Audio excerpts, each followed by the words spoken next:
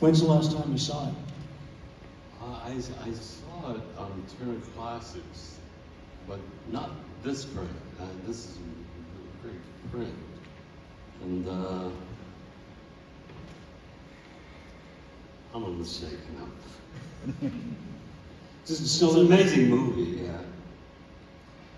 Truly captures a particular, I know the expression is used 1,000 times by the genre of people, but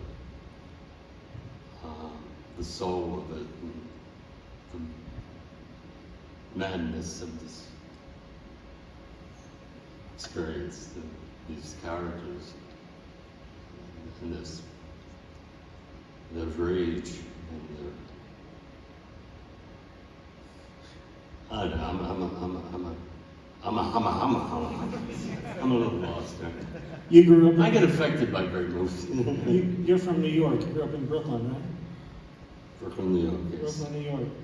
And did you ever know any guys who were like this? My mother used to say, I used to look at them on the street and I said, Mom, what do they do? And she used to say, they hold up the building. They lean against the building and they hold up the building. She knew what they did. And I said, but that's strange guys. Yeah, yes. Was there anybody in your family who was in the performing arts? Or the arts generally? My mother was somewhat of an actress, Romanian, and came to this country in her early 20s and did some theater work in Romania, in Bucharest. And then she gave it up, came to the Golden Line, New York City, in Brooklyn, New York. But she was a natural actress. She was a born actress. Inspired me to celebrate my imagination. Let me put it that way. And my love, I loved it from the beginning. When was the first time you acted in front of an audience? I was about 7 years old, in front of an audience in Lakewood, New Jersey, in an old age home, and I sang in front of it. And an old lady came up and put $20 in my hand, an enormous amount of money. I looked down and I said, I just had a great time and I got paid for this? I said, I should do this for a living. And that's the real story, I think. People pay you to have fun, and it's fantastic. So as a kid, were you even then thinking about it, this is what I want to do? Right from the gate. Yeah. The first film my mother came, an inappropriate movie to take a child to see. It was a Dana Andrews, Susan Hayward, who was my mother's hero, Susan Hayward. I don't know, you know the actress. These guys are too young. But it was a film titled My Foolish Heart. Yeah. Salinger adaptation, and it chased Salinger out of Hollywood because he hated the screenplay. I'll never write for these people. But it was a Salinger movie. It was Uncle Wiggily Goes to Connecticut was the original title of the movie. My Foolish Heart.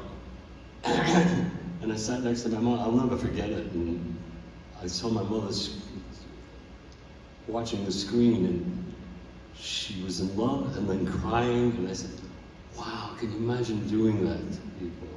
To make them feel, you know, their souls and their hearts. And I said, what a great thing to do. It was, this is like a therapy session. I mean, what am I doing here? This is crazy. How did Martin Scorsese enter your life? Through an actor, John Voight, who he and I were classmates in a drama workshop in Los Angeles. And Marty went to John first and said, I have this movie about this guys in Italy, and and John was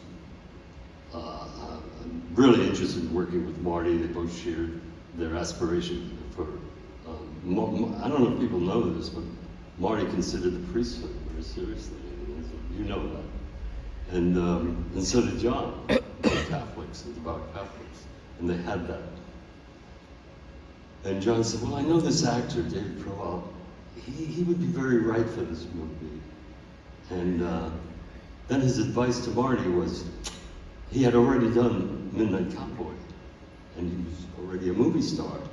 And his advice to Marty was, I think you should get unknowns for this movie, and not a known. And then he called me, John, I don't forget.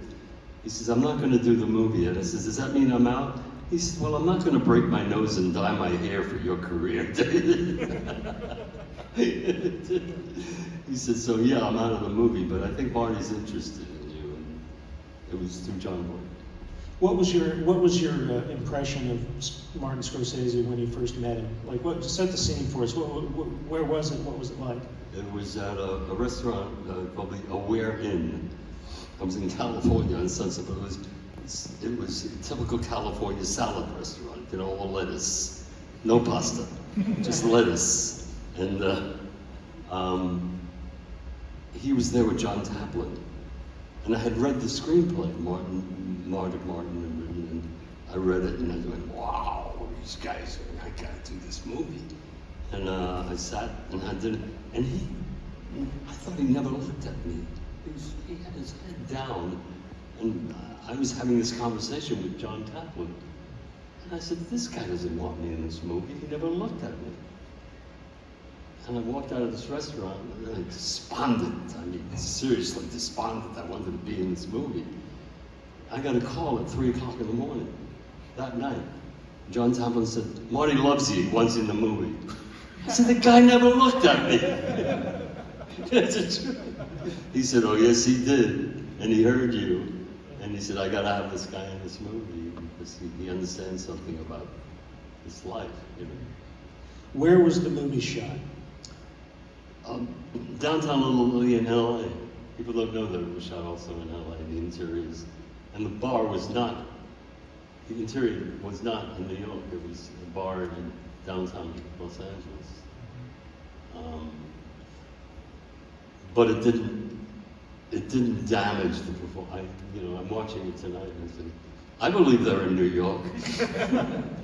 I bought it, That's my memory of that evening. And then I met with Marty, and he was the one to choose. He did everything on this movie. And he took me for wardrobe, and he put me in that loud red jacket, the sports jacket. And I hated the jacket. I said, you're gonna put me in, this is really bad taste. And then suddenly, I looked in the mirror, and something hit me, and I started doing it for him. He goes, you got it. That's who I want. There's something about, he knew. Yeah, he had an instinct and a natural. Well, of course, it was very personal to him, this movie. And that was John Cassavetes, after Boxcar Bertha, had given him, you know this too, I'm not giving you any new information. No, but the audience doesn't, so please go on. Oh, well, John Cassavetes saw a movie titled Boxcar Bertha. I don't know how many people know that movie. And it was David Carradine and Barry Promise, and some wonderful actors. But Cassavetes said, no, you have to make something personal. And that's how it was advice from John Cassavetes to do this movie. What's it like being directed by Martin Scorsese? What's the atmosphere like on the set, and how does it happen? Since then, I've had a couple of jobs since Mean Streets, and I have never worked in front of a director who has joyfulness in him while he works. There's such joy about his presence, and he's the best audience you can work for. because after every take he'd be saying, "Oh my God, these guys!" It's just a wonderful audience to work for, but his joy for the work, for the experience, is so alive, and so you just look at him and you just translate that energy, and it feeds you as an actor. I've worked for a couple of wonderful directors since I don't keep my mouth shut, but nothing like working with Marty Scorsese. What about being in scenes with Harvey Keitel and Robert De Niro? What about what? What about being in scenes with Robert De Niro and Harvey Keitel? This was really not quite the beginning for Robert De Niro, but, No, Robert, but close to it. And Harvey Keitel also. Bob had already done like 4 or 5 movies and had done leads in movies, and Bob was new. This was my first film. I had, I had done a little industrial film or something, and a TV show, but I've never been on a movie set that, had that kind of energy. Bob was a great teacher for me on this movie. The courage he had. A lot of actors would have backed off and said, "I'm doing too much," and he had danger all the time in terms of acting. I don't mean, his choices were dangerous, and it's, God, this guy, he doesn't have any fear. There's no fear in this guy. He'll go anywhere, he'll do anything. And I just watched most of the time, which was good for me. And I remember one day I was struggling with a scene, I don't remember, and I went to Bob and I said, "Oh yeah, Bobby, I'm in trouble here, I don't know." And you know what he did? We were in New York. He took me outside and he said, "There's the Williamsburg Bridge." I said, "Right." He said, "You lived that way, I lived this way. What do you have to do? Just be there." And it was a great lesson in trusting what you know, in trusting what you have. I said, "Right, what am I knocking myself out for? I know this thing." It was a great lesson. And he was, I think, not even 30 at that point. That's a very wise thing to say. He was 28, I was 29. We were young actors, and we were kids. We were young. I keep pointing at you, I'm sorry. Because you're right in front of me. Look at these guys at each other. How old are you guys? 17, 18. Oh, you're babies. Oh, Jesus Christ. No, we were 28. But how many years ago is this? This is 52 years ago? 51. Released, but shot 52 probably. Half a century ago. Oh my God. I'm still alive. Okay. Thank you, Dan. Okay. And so is Mom. But it sounds from your descriptions like, I've interviewed enough actors to know that at least some of the time they know if this is a good movie. They know if there's something special about this movie. And it sounds like you knew. I knew there was something very special about this director. And I had no frame of reference, but I said, this guy, he's got something going on that, and somebody said to me, "You know what he does? He's editing on his feet. As he sees the movie, he's going, kun, kun, kun, kun, ha, ha, ha, ha, ha." It's called genius, isn't it? How closely did you follow the script? Because I know that being a Cassavetes fan, I know he's big into improvisation. I'm wondering how much of it there was. Like, were you sticking to words? Were you trying things out? Were there things that were just invented on the fly? I remember him saying to me, "So what would you say in this scene?" I mean that. He said that. I said, "Well, I tell him, whatever the scene is." He said, "Say that. I like what you just said." And he let us fly with an improvisation. But you had to stay within a through line of something. You can't just go off into some other foreign line. You had to stay within the essence of a scene. Like, as long as there's certain information that has to be conveyed for the purpose of the story. He said, "You got to hit these notes and these notes, but everything else, go play." Which was another great lesson. It's a sandbox. Throw a little sand at each other. You're just children playing, And I'm still, I didn't, I'm surprised that I have this response with what I just saw tonight.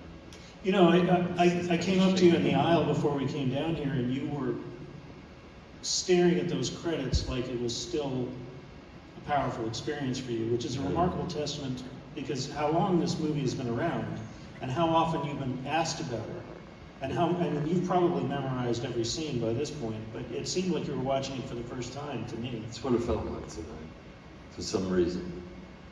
I mean this, I'm not playing with it. It was, I saw stuff I had never seen before tonight, and realized what Marty, I don't know why he passes this movie up a lot in his interviews. Does he leave this movie out a lot for some reason? He goes right to Raging Bull. Sometimes I kind of resent that. I say, what does he even talk about Main Street? Well, you know, part of it may be that there have been so many movies in the last 50 years that wanted to be mean streets.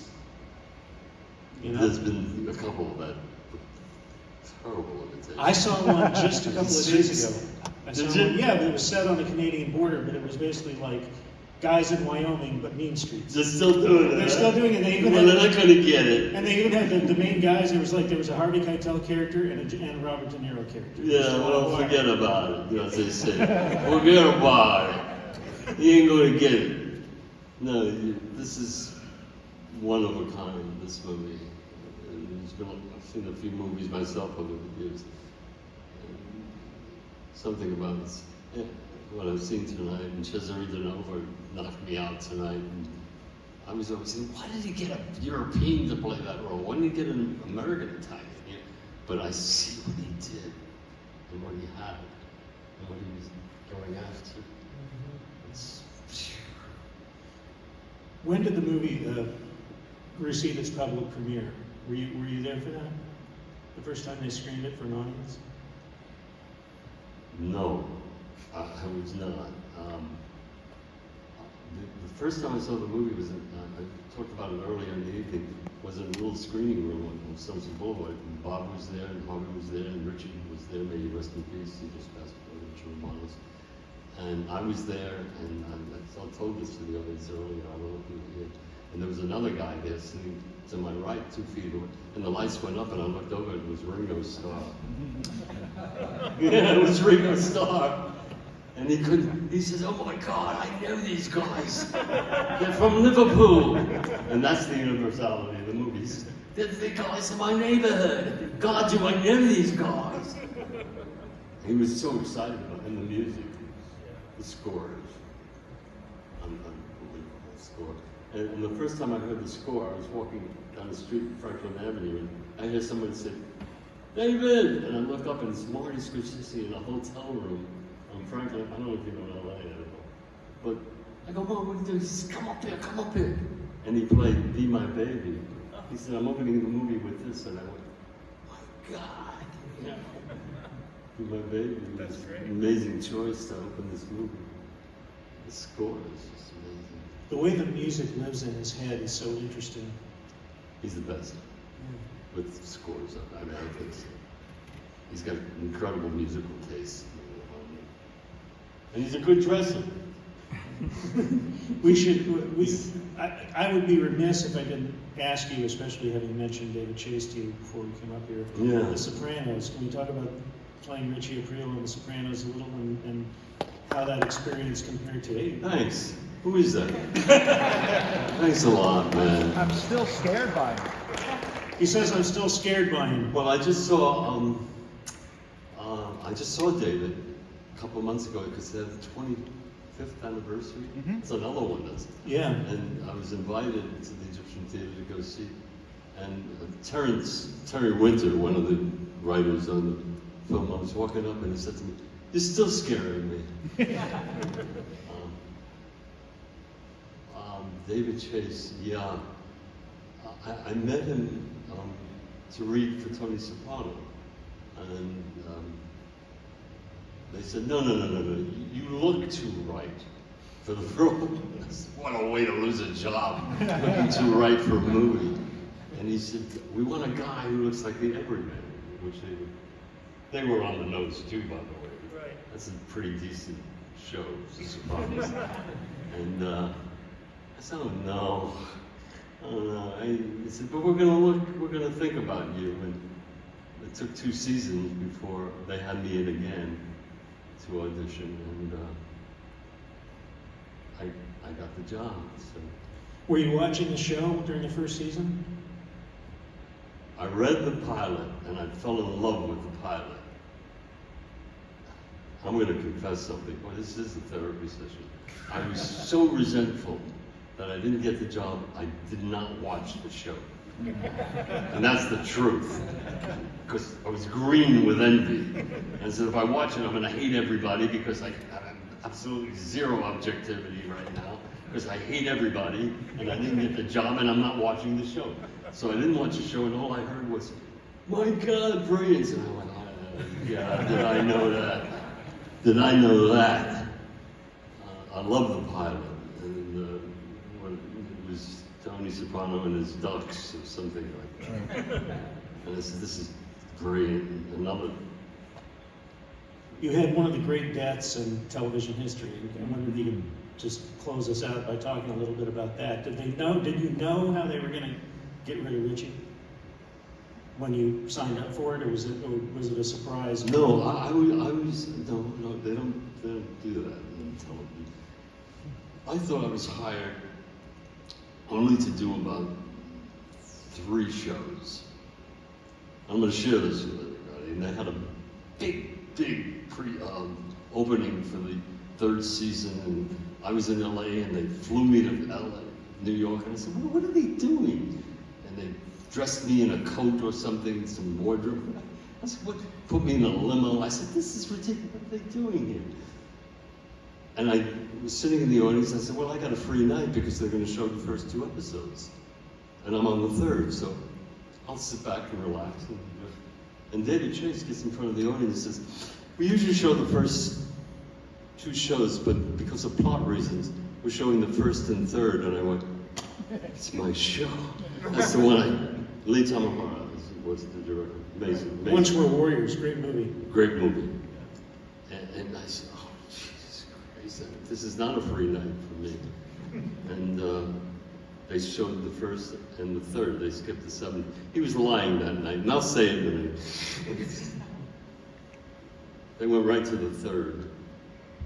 And I remember it was about 6 months apart from doing the role, and I was sitting next to Adriana, and the scene came up in the coffee shop, hitting the guy with the...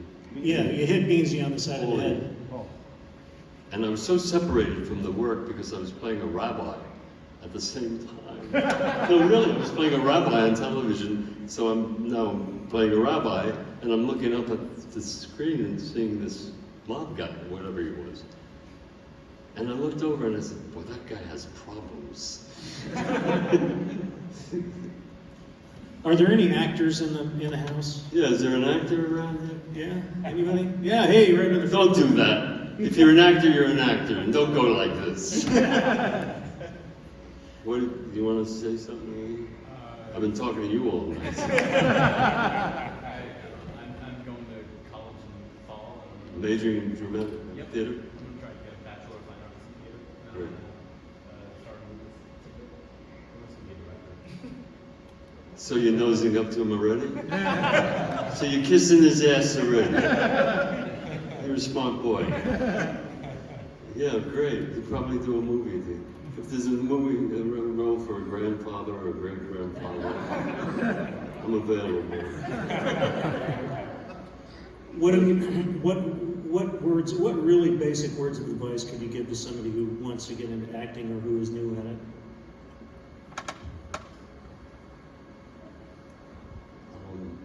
I'm gonna quote Robert De Niro. I will. When he talked the NYU Film School, they had him up for graduation, and he looked at the audience of filmmakers and he said, "You're fucked. Every one of you, you're just fucked, because that's all you're going to be able to do once you do it. And respect your dream. and take responsibility for your dream. Respect it. If that makes any sense to you right now. And study, and work. Keep working. Scene work in classes, scene work. Go to every museum you can go to. Read every book you can go to. You can read. And be the observer of human nature and a student of human nature. We're students of human nature. Do you get what I'm saying? Yeah. Okay, that's so simple as that. Do all that and raise the money to do a movie. He'll get it. I think I got something about him. Something about him. I think he'll know where to go to get the money. It's the tie. That's how you can tell. Yeah, right. It's the time. Exactly. All right, well, David, we're out of time, but thank you so much for doing this. All right, thank you so much.